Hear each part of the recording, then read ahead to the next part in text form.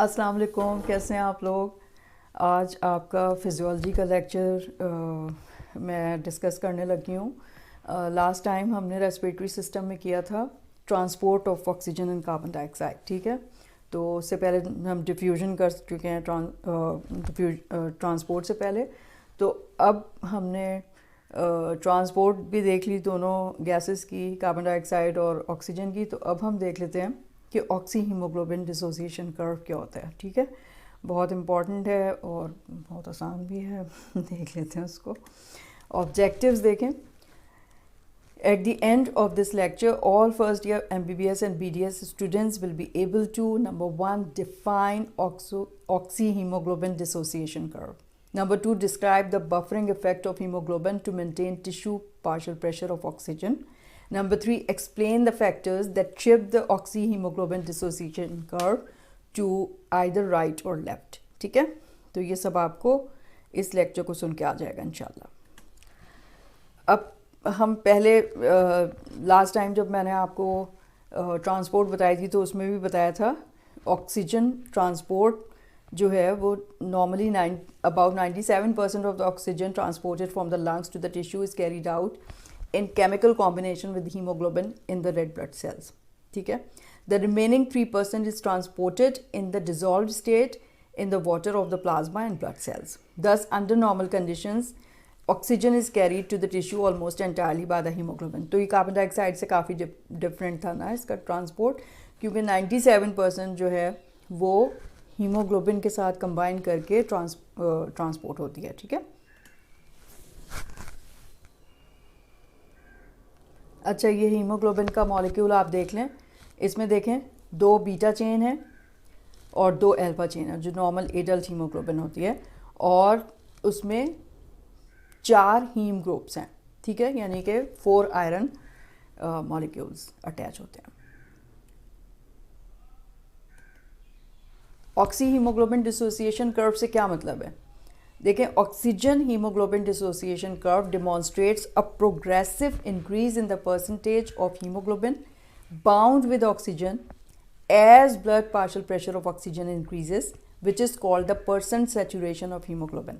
मतलब ये कि ये जो डिसोसिएशन है ना ऑक्सी हीमोग्लोबिन की, वो उसका मतलब ये है कि अगर पार्शियल प्रेशर ऑफ ऑक्सीजन कहीं बढ़ रहा है तो ऑक्सीजन हीमोग्लोबिन के साथ बाइंड हो जाएगी, ठीक है, इस तरह से वो ट्रांसपोर्ट होती है। और जब पार्शियल प्रेशर ऑफ ऑक्सीजन का कहीं पे कम हो रहा होगा तो ऑक्सीजन हीमोग्लोबिन से डिसोसिएट हो जाएगी। तो मतलब ये कि विच is called the percent saturation, यानी कि कितनी परसेंट हीमोग्लोबिन ऑक्सीजन से सैचुरेटेड है, ठीक है। Because the blood leaving the lungs and the entering the systemic arteries usually has a partial pressure of oxygen of about 95 millimetre of mercury. तो अगर alveoli से ऑक्सीजन डिफ्यूज़ होके pulmonary capillary में आ गई है तो उसका पार्शियल प्रेशर तो देखें 95 मिलीमीटर ऑफ मर्क्यूरी है ना, तो क्या होगा उस वक्त? वो हीमोग्लोबिन के साथ बाइंड कर जाएगी, ठीक है। तो इसका मतलब ये है कि जब पार्शियल प्रेशर ऑफ ऑक्सीजन जहाँ पे भी ज़्यादा होगा वहाँ पे हीमोग्लोबिन के साथ ऑक्सीजन बाइंड कर जाएगी, ठीक है। इस तरह से वो ट्रांसपोर्ट होगी। जब टिश्यू में आएगी तो आपको पता है टिश्यू में तो पार्शियल प्रेशर ऑफ ऑक्सीजन बहुत कम होता है। क्यों? इसलिए कि ऑक्सीजन सेल्स में इस्तेमाल हो गई है, फूड स्टफ के साथ रिएक्ट कर दिया, मेटाबॉलिक फंक्शन हो गए, एंड प्रोडक्ट बन गई कार्बन डाइऑक्साइड। तो कार्बन डाइऑक्साइड वहाँ ज़्यादा हो गई है, ऑक्सीजन वहाँ कम हो गई है। तो जब वहाँ टिश्यू में ऑक्सीजन कम है तो उसका मतलब है टिश्यू में तो ऑक्सीजन आनी चाहिए, लेकिन जब वो लंग से आई थी तो वो तो बाउंड थी, बाउंड तो नहीं निकल सकती ना उसमें से ऑक्सीजन। तो क्या होगा, जब पार्शियल प्रेशर ऑफ ऑक्सीजन कम होगा, जो कि होता है टिश्यू में क्योंकि वो यूज अप हो गई है, तो खुद ब खुद ऑक्सीजन जो बाउंड थी उससे वो निकलने लगेगी और टिश्यू में आ जाएगी, उसकी नीड पूरी हो जाएगी, ठीक है। तो ये होता है oxy haemoglobin dissociation curve. One can see from the dissociation curve that the usual oxygen saturation of systemic arterial blood averages 97%. मतलब जब वहाँ एल्वियोलाई से वो पल्मोनरी कैपिलरी में आई थी तो उसकी सैचुरेशन कितनी थी? 97% थी। Conversely, in a normal venous blood returning from the peripheral tissue, तो partial pressure of oxygen is about 40 millimetre of mercury, क्योंकि ऑक्सीजन तो यूज अप हो गई है। तो जब वो वापस वीनस ब्लड में आई, यानी कि सुपीरियर इंफीरियर वेना कैवा से, तो उसकी पार्शियल प्रेशर कितना हो जाता है ऑक्सीजन का, 40 millimetre of mercury, and the saturation of haemoglobin average is 75%। फिर भी यानी कि इतना कम हो गया, 40 मिलीमीटर ऑफ मर्क्यूरी उसका पार्शियल प्रेशर हो गया, लेकिन फिर भी जो सेचुरेशन होती है ना हीमोग्लोबिन के साथ ऑक्सीजन की, वो 75% होती है। ठीक है, 97% जो है किस वक्त है, जब वो एल्वियोलाई से आई है और उसने बाइंड किया है ऑक्सीजन के साथ। अब यह आप डिसोसिएशन कर्व का ग्राफ देख लें। ठीक है, अब इसमें देखें कि परसेंट ऑक्सी हीमोग्लोबिन सेचुरेशन, मतलब परसेंट हीमोग्लोबिन जो है decrease by 25% as the blood passes through the tissue from the arteries to the veins, resulting in the unloading of approximately 5 millilitre of oxygen per 100 ml of blood.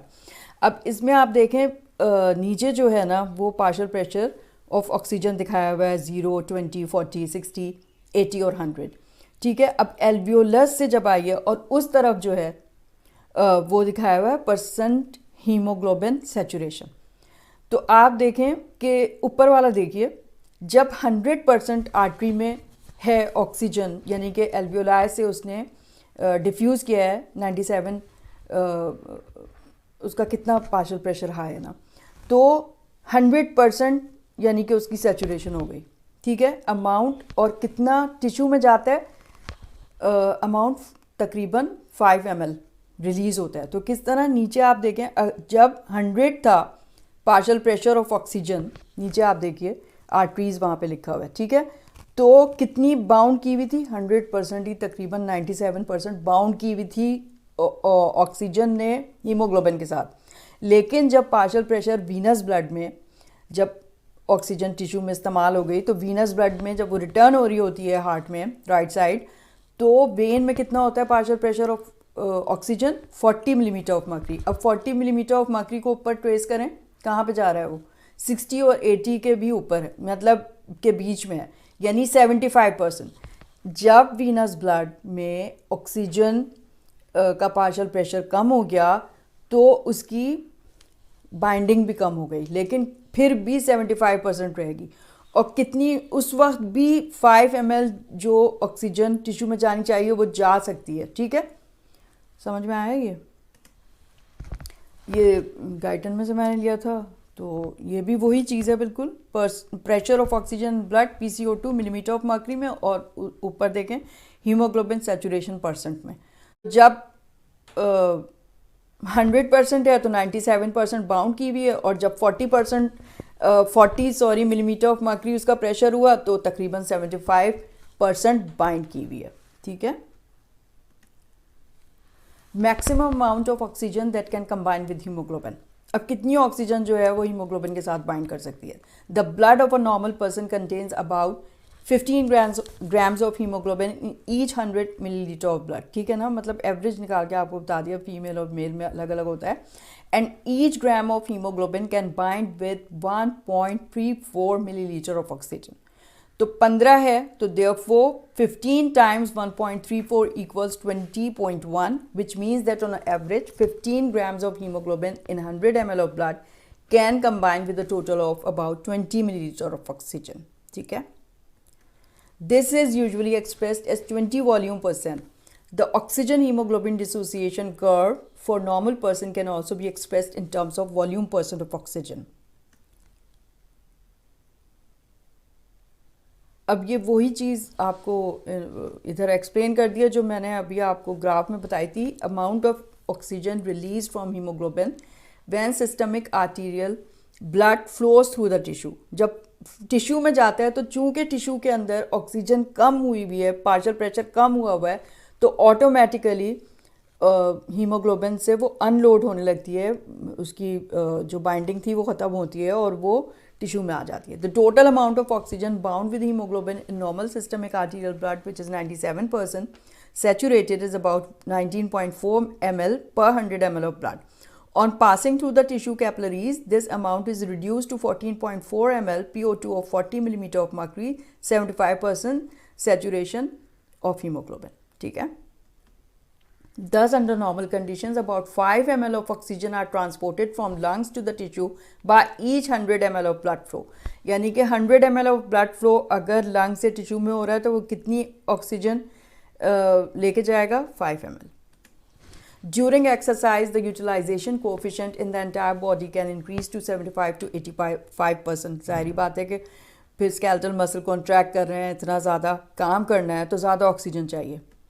तो effect of haemoglobin to buffer tissue partial pressure of oxygen. अब ना haemoglobin का एक बहुत बड़ा function है, बहुत ही ज़बरदस्त, कि वो बफर करता है टिश्यू की जो पार्शियल प्रेशर है ना उसको वो मेंटेन रखता है कितना भी कम हो जाए. Although hemoglobin is necessary for the transport of oxygen to the tissue, it performs another function essential to life. This is function as a tissue oxygen buffer system. It is responsible for stabilizing the oxygen pressure in the tissues. Role of hemoglobin in maintaining nearly constant partial pressure of oxygen in the tissues under basal conditions. The tissue require about 5 ml of oxygen from each 100 ml of blood passing through the tissue capillaries. मतलब ये कि हर 100 ml में से उसको 5 ml oxygen वहाँ पहुँचनी होती है तो पहुँच जाती है. Referring to oxygen haemoglobin dissociation curve, one can see that for the normal 5 ml of oxygen to be release per 100 ml of blood flow, the partial pressure of oxygen must fall to about 40 millimetre of mercury. यानी कि 40 millimetre of mercury होगा तो फिर ये release होगी ना.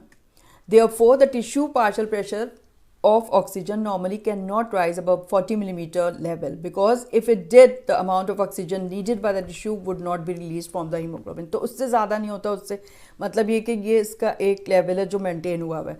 In this way, the hemoglobin normally sets an upper limit on the oxygen pressure in the tissues at about 40 millimeter of mercury. तो ये हीमोग्लोबिन का काम है कि वो पार्शियल प्रेशर ऑक्सीजन का 40 मिलीमीटर पर ही रखती है ताकि 5 ml ऑक्सीजन हमेशा रिलीज होती रहे. समझ में आया? Conversely, during exercise, extra amount of oxygen as much as 20 times the normal. तो हमें तो उस वक्त बहुत ज़्यादा चाहिए, must be delivered from the hemoglobin to the tissue, but this is achieved with little further decrease in tissue partial pressure of oxygen. तो ये फिर भी जो है ना ज़ाहिर है 40 से तो कम नहीं हो जाएगा ना पार्शियल प्रेशर वीनस ब्लड में या टिश्यू में. तो क्यों? इसलिए कि number 1 that steep slope of dissociation curve, and number 2 the increase in tissue blood flow caused by decreased partial pressure of oxygen, that is very small fall in PO2, causes large amount of extra oxygen to be released from the hemoglobin. That is why इससे ज़्यादा वो कम नहीं होता.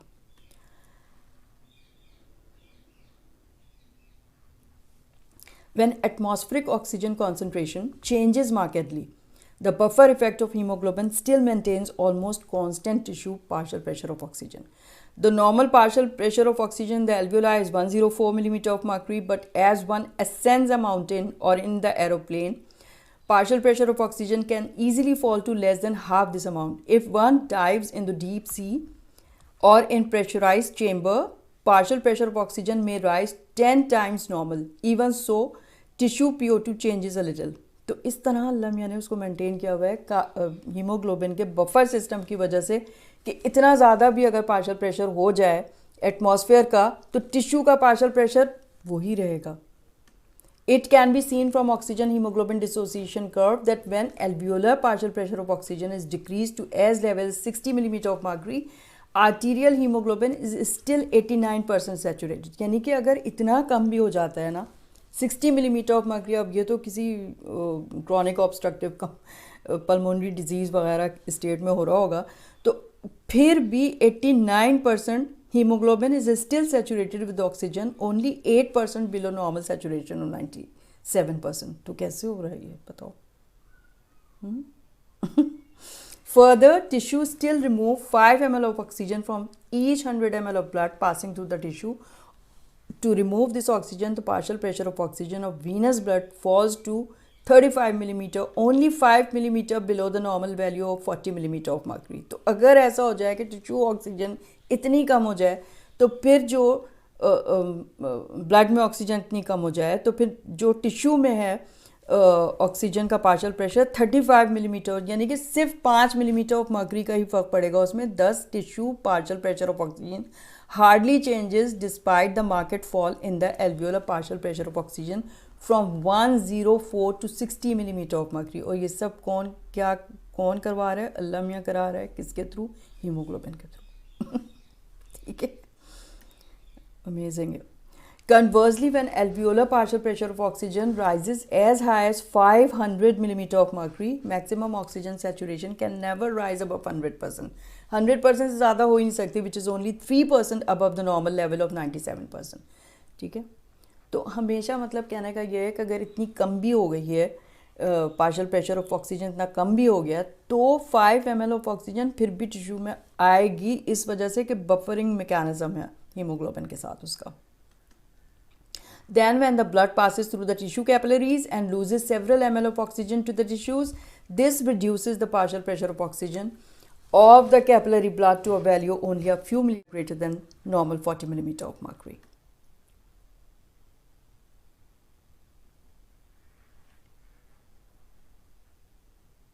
Consequently, the level of alveolar oxygen may vary greatly from 60 to more than 500 millimeter of mercury. Partial pressure of oxygen is still the partial pressure of oxygen in the peripheral tissue does not vary more than a few milliliter from normal, demonstrating beautifully the tissue oxygen buffer function of the hemoglobin. देखा आपने? कितना ज़बरदस्त है। अब आपको आना चाहिए कि factors that shift the oxygen haemoglobin dissociation curve. अब मैं स्टूडेंट से जब वाइवा में पूछती हूँ ना, पता नहीं क्या समझ ही में नहीं आए होते, इतनी बेतुकी मतलब जो बातें बता रहे होते हैं उनको यही समझ में नहीं आया हुआ कि शिफ्ट कर्व जो है राइट या लेफ़्ट शिफ्ट से मतलब क्या है। राइट शिफ्ट का मतलब ये है कि ऑक्सीजन हीमोग्लोबिन के साथ जो बाइंड स्टेट में आ रही थी ना, ट्रांसपोर्ट हो रही थी, तो राइटवर्ड शिफ्ट का मतलब ये है कि वो फिर हीमोग्लोबिन से डिसोसिएट हो जाएगी, जब भी तो वो टिश्यू में आएगी। अगर वो बाइंड रहेगी तो कहाँ से आएगी टिश्यू में? फ्री होना चाहिए ना पहले तो उसको। तो राइटवर्ड शिफ्ट का मतलब होता है हीमोग्लोबिन से ऑक्सीजन डिसोसिएट होके अनबाउंड हुई है और फिर वो टिश्यू में आ गई। और लेफ़्ट शिफ्ट का मतलब ये है, और ये कब होगा? जब पार्शियल प्रेशर ऑफ ऑक्सीजन कम होगा, तभी तो टिश्यू में ज़रूरत होगी ना, तभी तो ऑक्सीजन निकलेगी।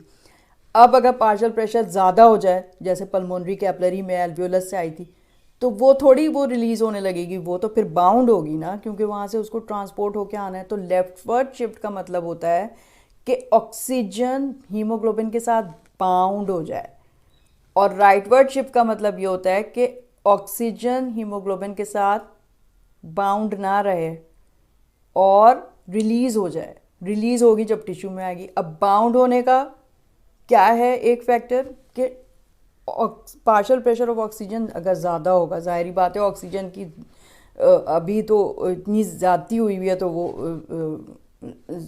मतलब बाउंड कर जाएगी, और अगर कम हो रहा होगा तो वो डिसोसिएट हो जाएगी। जब तक डिसोसिएट नहीं होगी टिश्यू में कैसे आएगी? फिर वो यूं करके रहेगी क्या?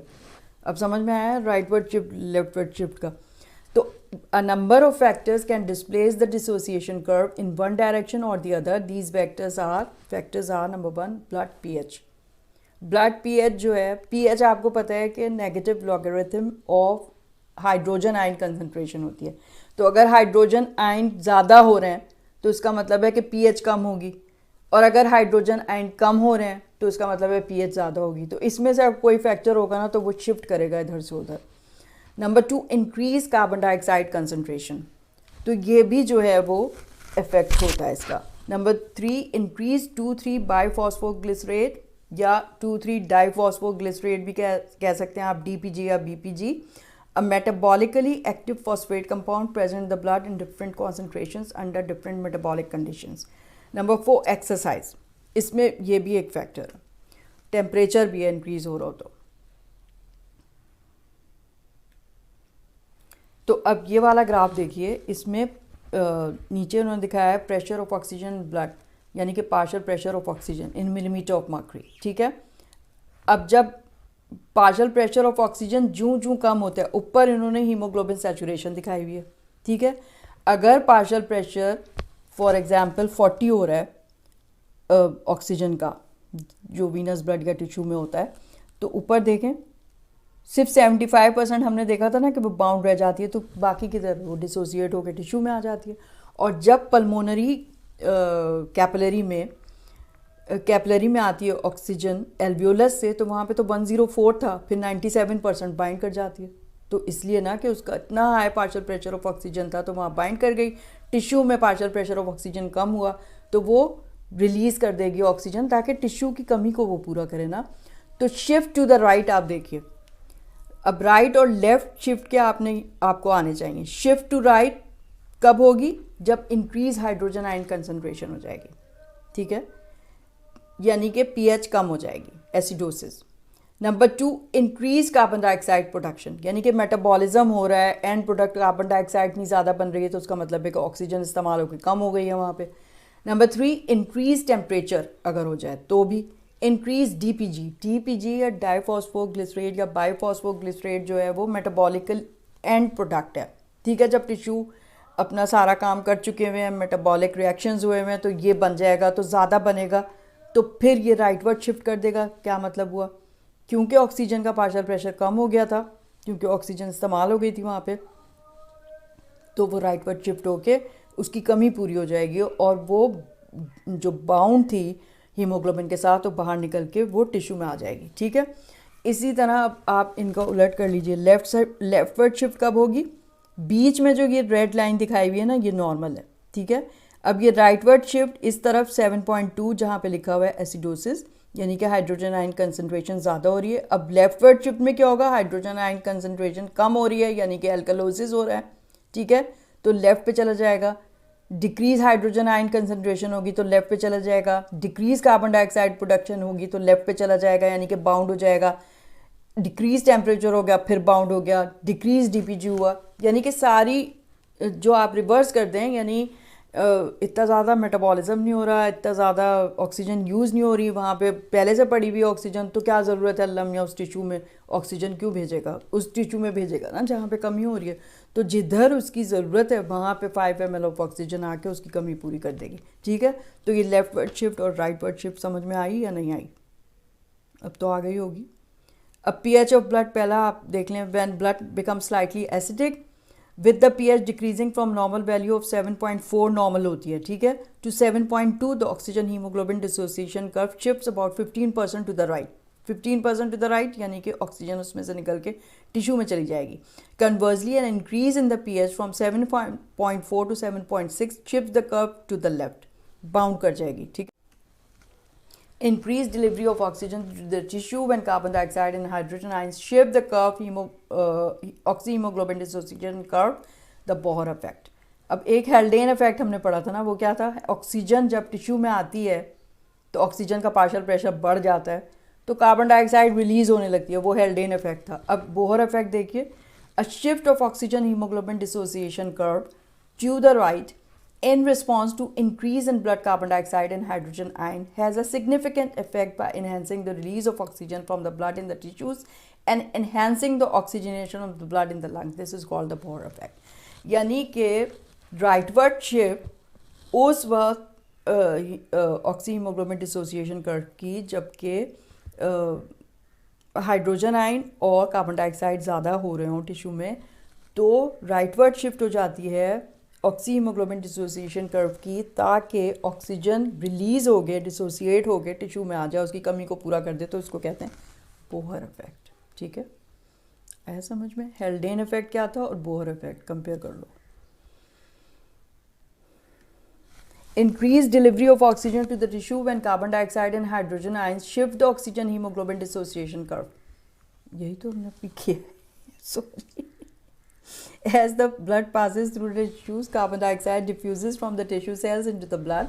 This increases the blood partial pressure of carbon dioxide, which in turn raises the blood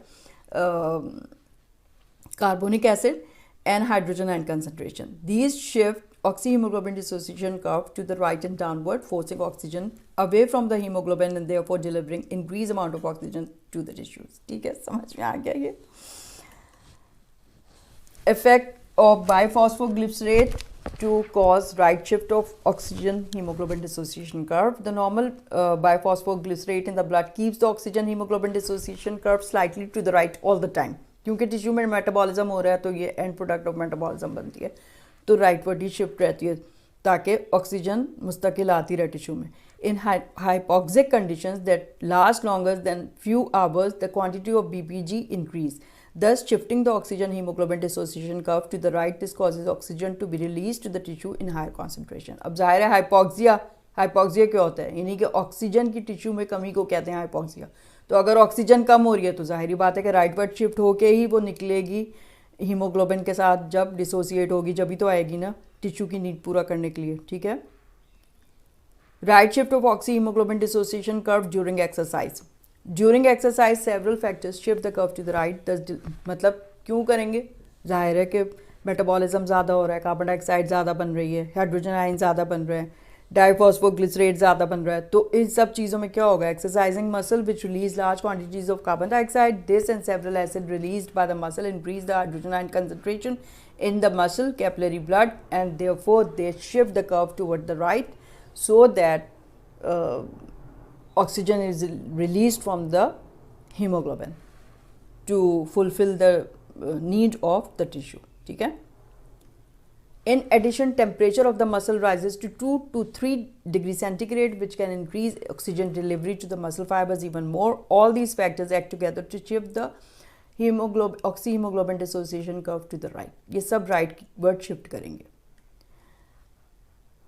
This right shift forces oxygen to be released from the blood hemoglobin to the muscles at the partial pressure level as great as 40 millimeter of mercury, even when 70% of the oxygen has already been removed from hemoglobin. Then in the lung, the shift occurs in the opposite direction. जाहिर बात है कि lung पे तो फिर shift opposite direction में हो जाएगी ना, यानी कि लेफ्टवर्ड शिफ्ट हो जाएगी फिर, allowing the pickup of extra amount of oxygen from the alveoli. तो देखें लंग का निज़ाम यार भाई क्या है कसम से सोचे. मैं तो बस अशश करती हूँ ना, क्योंकि एल्वियोलस से आई है ऑक्सीजन तो वहाँ पे तो 104 था. जब एडमिक्सचर ऑफ वीनस ब्लड वो सब मिल जाता है, जो 2% शंट ब्लड है, तो वो 97 हो जाता है. और आर्टीरियल ब्लड में तो इतनी ज़्यादा पार्शियल प्रेशर जो ऑक्सीजन का है वहाँ पे, तो ज़ाहिरी बात है कि वो तो लेफ्टवर्ड शिफ्ट हो जाएगी ना फिर, यानी कि ऑक्सीजन जो है वो ये थोड़ी कि वो डिसोसिएट होने लगेगी, वो फिर बाउंड होगी. वहाँ से जो नई ऑक्सीजन आई थी, हमने इनहेल की थी एल्वियोलस में, वो पल्मोनरी कैपिलरी में बाउंड हो जाएगी. ठीक है. फिर जब टिश्यू में जाएगी तो वहाँ पे पार्शियल प्रेशर 40 हो गया हुआ था, तो फिर वो रिलीज़ हो जाएगी. क्या ज़बरदस्त है. ख़त्म हो गया लेक्चर. ठीक है, तो ये समझ में आ गया. आई होप क्या आ गया होगा.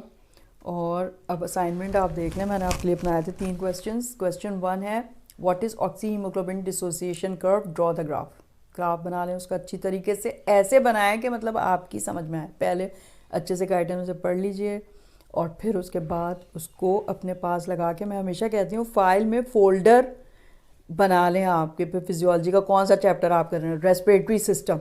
ठीक है. तो जितने भी लेक्चर्स हैं इसके सारे चैप्टर का एक एक लेक्चर होता है, तो एक लेक्चर का आपने फिर जब ये आया आपका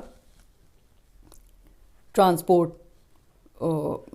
ऑफ ऑक्सीजन कार्बन डाइऑक्साइड, फिर उसके बाद ऑक्सी हीमोग्लोबिन डिसोसिएशन कर्व. ठीक है. फोल्डर में आप डाल दीजिएगा ये इसको लिख के, बस छोटा छोटा लिखें, कोई लंबी कहानियाँ लिखने की ज़रूरत नहीं. What is oxy haemoglobin dissociation curve, इसको डिफाइन कर दें और ग्राफ बना दें, but that's all. Number 2, what are the factors that shift the oxyhemoglobin dissociation curve to the right and what is meant by the rightward shift? ये तो बताएं rightward shift से क्या मतलब है. ठीक है. और फैक्टर्स कौन कौन से हैं जो ऑक्सीहीमोग्लोबिन को डिसोसिएट करा रहे हैं राइट पे. Number 3, what are the factors that shift the oxyhemoglobin dissociation curve to the left and what is meant by the left shift? तो आप पार्शियल प्रेशर ऑफ ऑक्सीजन का डिफरेंस इसमें लिखेंगे. ठीक है. All right, thank you so much. और please मुझे कोई आप कमेंट भी पास कर दिया करें, कुछ तो लिखें आप. मैं तो फिर ऐसे ही मतलब होपलेस ही हो गई हूँ, कुछ कोई बताता ही नहीं है कि मैं कैसा पढ़ा रही हूँ। ठीक है, तो आप लोग प्लीज़ थोड़ा सा टाइम निकाल के एक आध कमेंट लिख दीजिए, उससे मेरा बहुत हौसला बढ़ जाएगा और मैं करती रहूँगी इंशाल्लाह ताला। Okay, thank you so much. खुदा हाफिज़, खुदा हाफिज़।